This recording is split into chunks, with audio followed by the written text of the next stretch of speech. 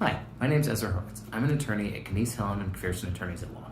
Today, I'm going to go over with you how you go about filling out your sworn financial statement. Now, the reason that you need to fill out the sworn financial statement is if you're going through a custody case or a divorce, the information that you put on your sworn financial statement can and will likely be used in determining child support, the division of the marital estate, as well as potential spousal maintenance. So why don't we go ahead and get started. This top section here, this is called the caption.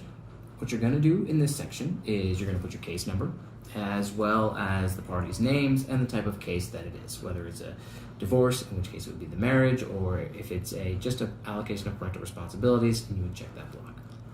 The next section is the employment information. Here, you're going to fill out how many hours per week you work, who you work for, your monthly salary or hourly, etc. If you don't work, you want to mark that as well. And keep in mind, this entire form can be updated throughout the process. So if your employer changes throughout the DR process, you can certainly file an updated one of these sworn financial statements. Next, let's move on to the monthly income.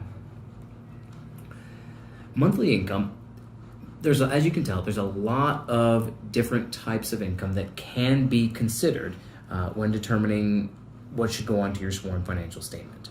For most folks, you're going to fall right here into this gross monthly income. This is going to be things such as a salary, wages, really your W-2 type earnings.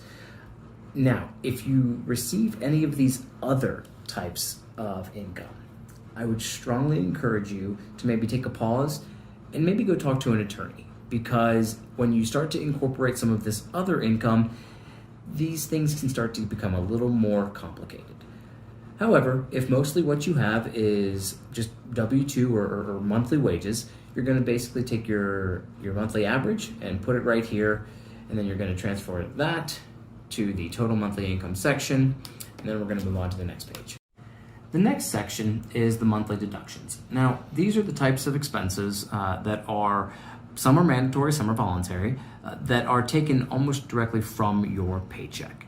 This can include things like your federal taxes, as well as state or local taxes, potential retirement or deferred compensation. I will tell you, on this form, the most important thing, at least for child support purposes, is going to be right here with the health insurance. If you or the opposing party pays for health insurance for themselves as well as for the kids, that person gets a credit for the kids' share of the health insurance costs on the child support worksheet. So you're going to want to make sure that if you are paying it or if the other person is paying it, that information is properly addressed right here. Next, let's move down to the monthly expense. This is going to incorporate things like housing, such as rent or your mortgage. I will tell you, if you have a second home, then you almost certainly want to probably reach out and talk to an attorney. It's also going to include things like your utilities, groceries, and all of your general basic expenses. Down here in Block D, for your healthcare costs, these are your costs, not your kids' costs. A couple of things to keep in mind here. For a lot of these numbers, both here as well as back on the income and up here, and for pretty much any information that you fill out on this form, you are going to need to provide the opposing side with documentation supporting the numbers that you put in. So for your income, you're going to want to provide some pay stubs. For your mortgage, as an example, you're going to want to provide the last mortgage statement. Your gas and electricity bill, you could provide your most recent utilities bill if it's requested. You don't really need to provide all of your receipts for groceries or dining out. But again, here I would just incorporate a good average of what you spend in a month. We're next going to move on to the next page. These are your transportation costs. Again, we're dealing with expenses here. This is going to be things like what your monthly payment. You are going to need to provide a copy of any loan that you have on the vehicle. Fuel, you don't need to provide those sorts of receipts. Again, this is just a good average there. Next, when it comes to the kids' expenses, here's where you probably do want to make sure that you're doing a pretty good job of documenting how things are being spent or how money is being spent. The reason for that is because for a couple of these categories, you do get a credit, or there is a credit that is given on the child support worksheet, specifically for childcare, and then previously, as I also mentioned, for the health insurance. Whoever is paying the childcare does get a credit on the child support worksheet for the amount of childcare that is paid. And so when you're filling out this form, whoever pays for the childcare wants to make sure that they're accurately putting the amount here, as well as other expenses, and then providing documentation, especially for the childcare piece, to the other side, so that you can support what amount is actually being paid. Moving further down, education expenses. This is going to be for you, not for the kids. So for instance, if you are getting your education throughout the divorce process, you're going to want to include those expenses as well. Next is going to be maintenance and or child support that you pay. So if you're the party and there's been some sort of a temporary agreement on your current family that this divorce action or custody action is related to, you're going to want to put how much you're paying to the other side for either maintenance or child support. If you have a spouse from a prior marriage or kiddos from a prior relationship that you're providing support for, you want to annotate that information as well. The reason that this stuff is important is because it has an impact, or it can have an impact, on any child support or spousal maintenance order in this case. Lastly, for the expenses are a lot of the miscellaneous things. For these, I don't think that it's pretty self-explanatory.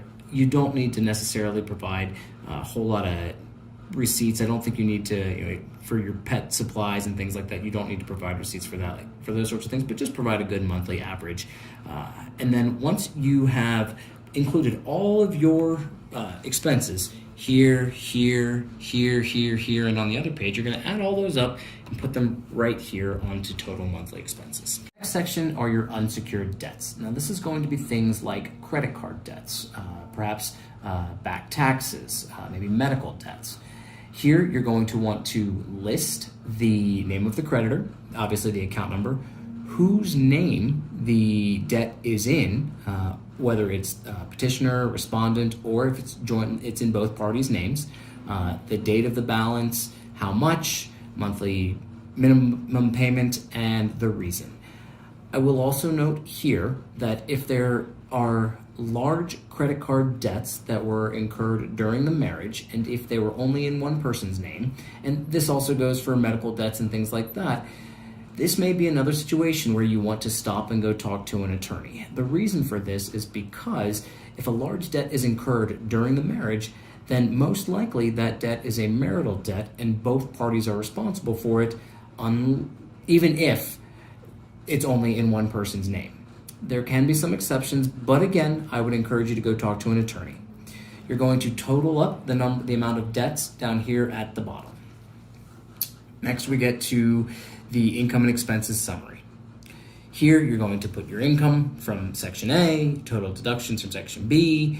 You're going to get the difference, your monthly expenses, your monthly payments required, and then here you're going to have your expenses and payments net, and then your net excess or shortfall. The reason that this amount right here is very important is because it helps to determine whether or not there is the ability to pay spousal maintenance and potentially how much money is available for child support.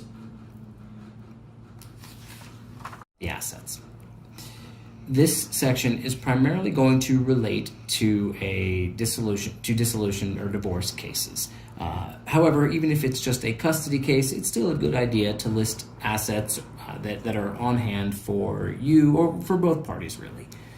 First, we're going to talk about real estate. If the parties own a house, then you want to list that here. You're going to want to put whose name it's in, as well as what the current value, mortgage amount, or the amount owed, and thus the amount of potential equity in the home. Here is another situation where it may be a good idea to talk to an attorney if you have real estate that was owned prior to a marriage That means that some of the equity in the home is probably premarital, some of it is marital, and to help you determine how much of it is marital, it's probably a good idea to go and talk to an attorney, because again, some of that stuff can get a little complicated. Next, we've got vehicles. Here again, as similarly to the real estate, you're going to list out the vehicles, whose vehicle it is, as well as the current value, amount owed, as well as any potential equity. You're also going to want to, when it comes to the values of these, you're going to want to provide a Kelley Blue Book statement to support the value for the home. There's various ways that you can determine what the value is, potentially through the assessor site or some other websites. Again, if there's a disagreement about what the home or perhaps a vehicle is worth, again, probably a good idea to go talk to an attorney. Next, we've got cash on hand and savings and bank accounts, Here, pretty self-explanatory. You're going to list the name of the financial institution, account number, who the account belongs to, etc. Life insurance. Life insurance, again, you're going to provide that information here. I will tell you this, unless it is the life insurance is a cash surrender policy, then the amount that is the future payout amount of a life insurance policy is not all that important from the purposes of dividing up the marital estate. However, if there is an order for one party to pay child support or maintenance, you may want to make sure that the life insurance amount equals whatever the lifetime amount of child support or spousal maintenance would have been. Again, that starts to get into stuff that's a little more complicated, and you might want to reach out to an attorney and talk to an attorney about that. Next, we've got furniture and household goods.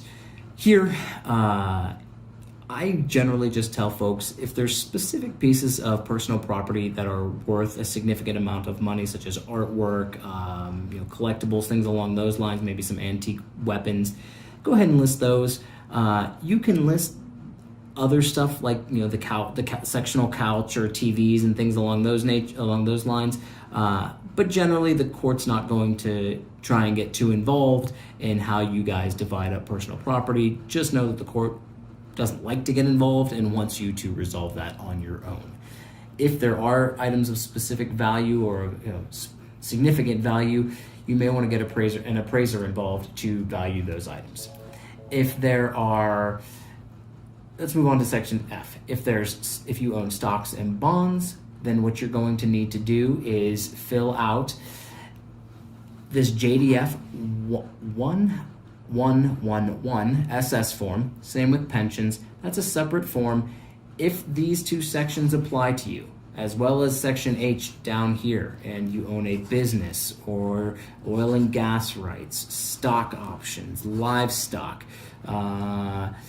mineral or water rights, I think those are the big ones.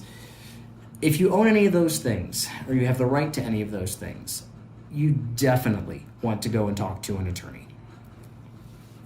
Once you've added up all of that property, you're going to put the total here. You're next going to check the appropriate block,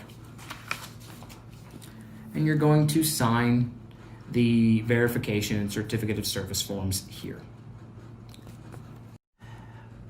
That's how you go through and fill out your sworn financial statement.